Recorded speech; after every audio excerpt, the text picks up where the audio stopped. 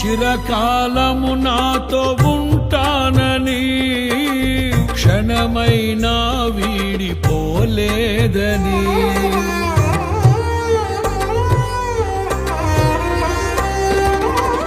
నీలో నన్ను చేర్చుకున్నావని తండ్రితో ఏకమై ఉన్నామని